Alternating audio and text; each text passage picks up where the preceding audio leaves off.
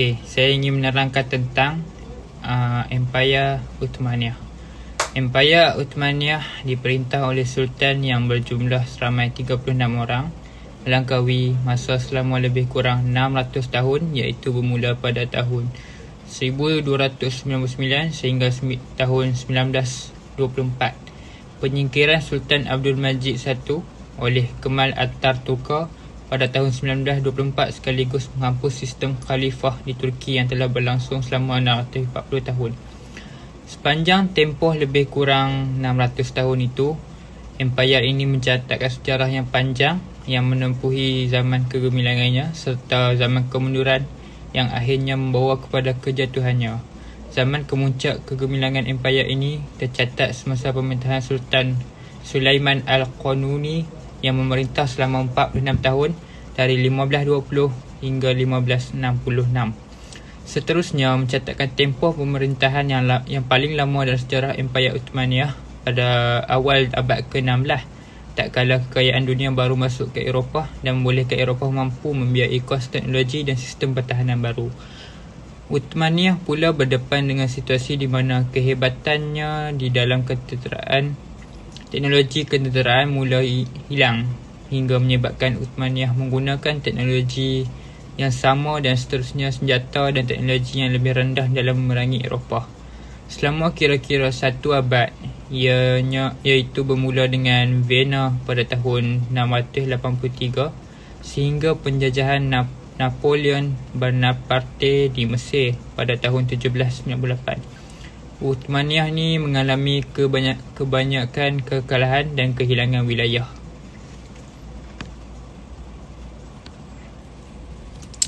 Okey, seterusnya berhubung dengan perkembangan yang berlaku di Uthmaniyah dan hubungannya dengan negara barat, kajian akan memberi tumpuan kepada proses kemasukan sains dan teknologi dari barat ke Uthmaniyah pada abad ke-18 hingga ke abad ke-19.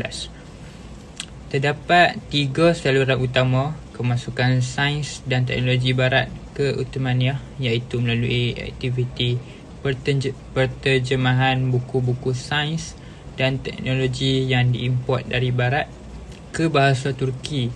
Melalui saluran kedua ialah melalui penghantaraan warga Uthmaniyah ke negara Eropah bagi tujuan untuk melakukan pemerhatian terhadap budaya di Eropah.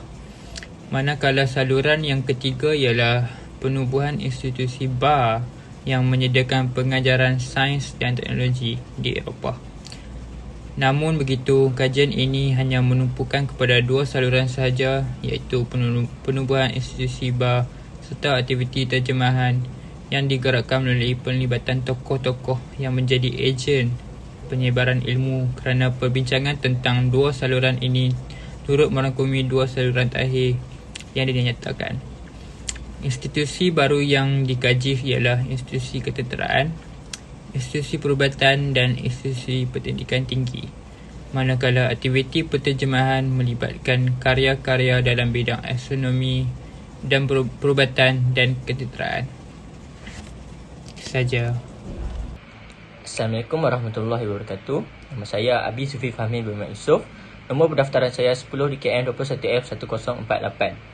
Pada kali ini kami dapat tajuk untuk pembentangan dalam pencapaian dalam bidang sains dan teknologi zaman Turki Uthmaniyah. Antara pencapaiannya ialah pada institusi tentera. Institusi pendidikan tentera ditubuh dan dibangunkan dalam kerangka pembaharuan bidang ketenteraan yang bermula pada abad ke-18. Pendidikan moden yang disediakan di sini berbeza daripada bentuk pendidikan tradisional di madrasah. Perubahan berlaku dalam tradisi pendidikan di mana kaedah pendidikan berbentuk hubungan guru-murid sebelum ini berubah kepada penggunaan pendekatan pembelajaran Eropah. Tumpuan utama diberikan kepada bidang ketenteraan kerana ia menjadi tonggak dalam memastikan kelangsungan empayar. Para negarawan dan sarjana Uthmaniyah yakin empayar ini dapat diselamatkan apabila tentera mereka dilengkapi dengan teknologi moden. Seterusnya, penubuhan kor pembidik bom oleh Filih Umbarci Ochagi pada tahun 1735 semasa pemerintahan Sultan Mahmud I menjadi contoh langkah awal yang dilaksanakan oleh Uthmaniyah, bertujuan untuk memberikan latihan bentuk baru mirip Eropah bagi meningkatkan penguasaan ilmu sains dan pendidikan di Uthmaniyah secara berperingkat. Perubahan ini diusahakan oleh Jeneral Perancis yang telah memeluk Islam dan mendapat suaka politik di Uthmaniyah, iaitu Pembarci Ahmed Pasha pada kurun 19. Ini menunjukkan bahawa usaha pembaharuan turut disumbangkan oleh warga luar yang berhijrah ke Uthmaniyah. Subjek yang diajar ialah kursus teoretikal seperti geometri, trigonometri, balistik, lukisan teknikal di samping latihan amali. Terdapat juga kursus seperti aritmetik, pengiraan altitude, lukisan, mekanik, perkubuan, alteri. Sumber rujukan yang digunakan terdiri daripada buku klasik dalam bidang matematik, iaitu daripada sumber Uthmaniyah serta sumber dari Eropah. Seterusnya adalah pada institusi perubatan. Pemodernan dalam bidang perubatan di Uthmaniyah berlaku hasil daripada pembaharuan yang terjadi dalam sistem ketenteraan, politik dan sosial pada abad ke-19. Susulan pembaharuan dalam ketenteraan, Sultan Mahmud II mengambil inisiatif menubuhkan hospital tentera baru di samping sekolah tentera baru. Antara hospital moden pertama di Istanbul ialah Hospital Tentera Maltip pada 1827 yang berdekatan dengan barek tentera. Hospital Tentera Kuleli dan Hospital Tentera Haydarpasa ditubuhkan pada 1845, terletak di Uskudar dan direka bagi memenuhi keperluan tentera baru serta menggunakan sistem perubatan moden barat. Hospital tentera moden menjadi model kepada fasiliti penjagaan kesihatan yang lain dan hospital awam moden yang dibuka pertengahan pada abad ke-19 dan abad seterusnya. Majoriti hospital awam di pelbagai kota dibuka semasa pemerintahan Abdul Hamid II. Melalui pembinaan kedua-dua buah institusi ini, sekolah perubatan diraja dan pusat bedah diraja, satu langkah penting diambil bagi menubuhkan organisasi yang bertanggungjawab dalam menguruskan kesihatan serta menjadi institusi yang memandu ke arah pemodenan. Secara ucapan pembukaan, Sultan Mahmud II menekankan kepentingan melahirkan doktor dari kalangan bangsa Turki dan menetapkan matlamat jangka masa panjang bagi mengubah bahasa yang digunakan dalam pendidikan perubatan dari bahasa Perancis kepada bahasa Turki. Perubahan lain yang turut berlaku ialah kepada bentuk sistem pembelajaran di mana kenaikan kelas sebelumnya berdasarkan kekosongan telah diubah kepada pembelajaran selama 5 tahun sebelum dikurniakan ijazah. Sistem baru ini berasaskan sistem Eropah. Sebelumnya, ijazah diberikan oleh guru selepas guru mengakui kebolehan pelajar. Peranan guru sangat penting dalam sistem pendidikan dunia Islam kerana mempunyai autoriti dalam rantaian penyampaian ilmu di mana rantaian ini sudah tidak digunakan. Maka, kepentingannya mula dilupakan dan sumber pengambilan serta kesahan ilmu tidak lagi dititik beratkan.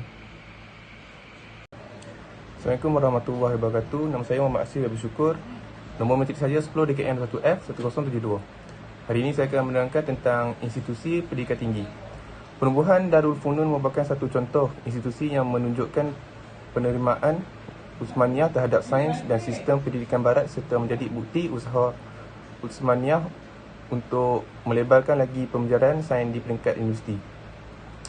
Darul Funun yang bermaksud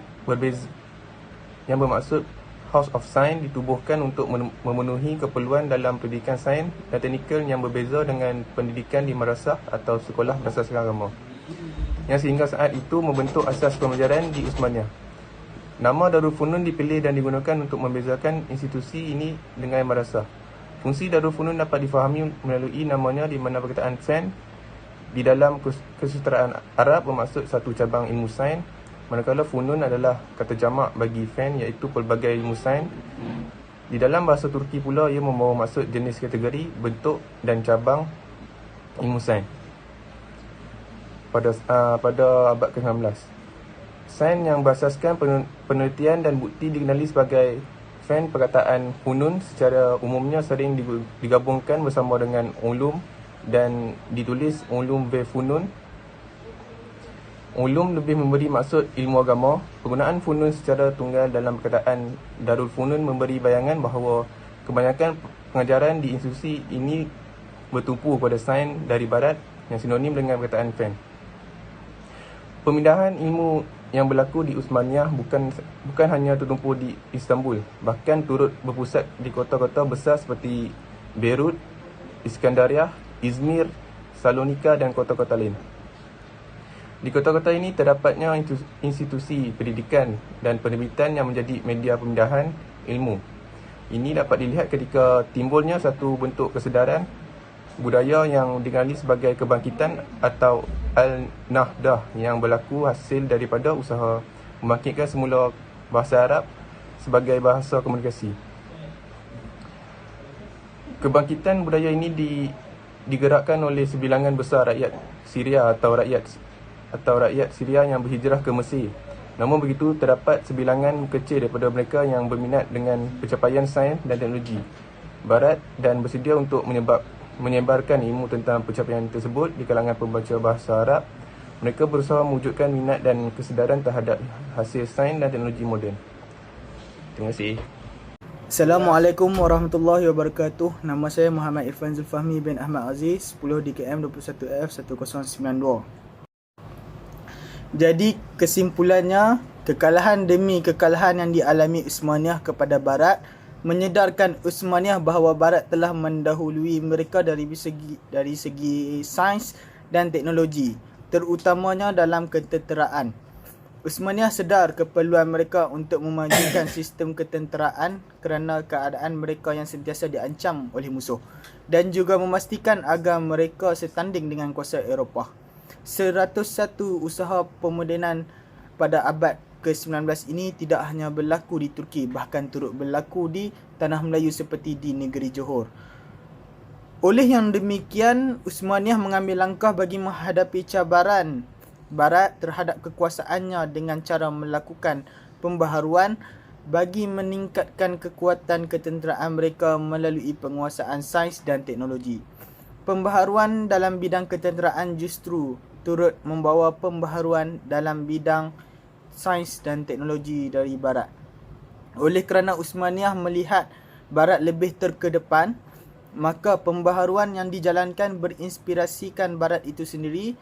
Di samping menubuhkan institusi sains dan teknologi, juga dibawa masuk ke Uthmaniyah melalui aktiviti penterjemahan karya dari Barat ke bahasa Turki yang digerakkan oleh golongan intelektual di Uthmaniyah. Perubahan dalam sistem pendidikan berlaku apabila sistem pembelajaran Eropah yang digunakan sangat berbeza dengan sistem pembelajaran yang diwarisi dari dunia Islam. Peranan guru sebagai autoriti dalam rantaian penyampaian ilmu telah digantikan dengan institusi. Hal ini meninggalkan kesan yang merugikan kepada dunia Islam kerana ia memutuskan rantai penyampaian ilmu yang bersambung kepada Nabi Muhammad SAW. Guru sudah tidak lagi berperanan memberi ilmu yang bersambung kepada pelajar, dan juga di samping penumbuhan institusi baru, aktiviti penterjemahan juga menjadi satu saluran penting dalam penyebaran ilmu sains dan teknologi. Penterjemahan karya dalam bidang astronomi telah menjadi asbab hubungan awal Uthmaniyah dengan konsep dan teori moden seperti teori Copernicus. Di dalam bidang perubatan, walaupun sudah terdedah pada rujukan moden, namun Uthmaniyah tetap merujuk kepada sumber klasik sehinggalah ke abad 19 sebelum berpindah sepenuhnya menggunakan sumber moden. Melalui aktiviti penterjemahan intelektual, Uthmaniyah juga melakukan penambahan serta ulasan dan kritikan terhadap teori baru. Ini membuktikan bahawa mereka menguasai suatu bidang ilmu dengan baik sehingga tidak hanya melakukan terjemahan semata-mata. Sekian daripada kumpulan kami. Wabillahi taufiq wa hidayah. Assalamualaikum warahmatullahi wabarakatuh.